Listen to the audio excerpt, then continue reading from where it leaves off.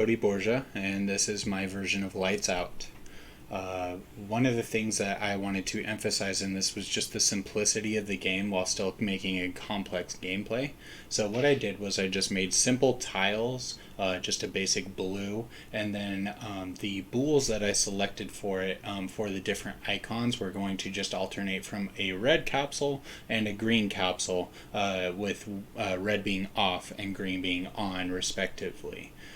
So as I click play here, you can see that all of the tiles get randomized here, and as I click these tiles, the corresponding adjacent tiles are going to also be triggered and switch to either on or off respectively. That is one of the points of the game. It was that you had to strategize around the fact that the adjacent tiles are also being populated when you click the tile. I also added a little UI feature to include both myself and the name of the title of the game as well, so that the player knows what they're playing as they're playing it.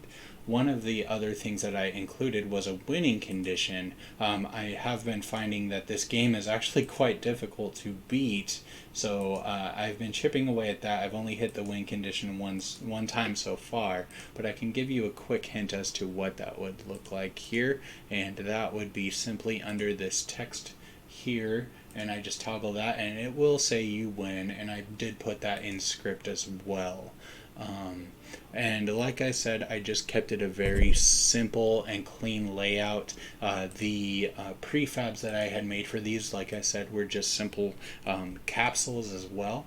This helped me just basically plug these in without having to worry too much about the aesthetic of the game, but still signified a decent amount of gameplay differentiating that allowed for the player to understand the difference between on and off on each of the icons.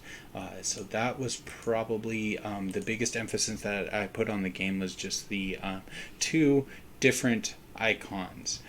So this has been my Lights Out. I hope you enjoyed it, and thank you for watching.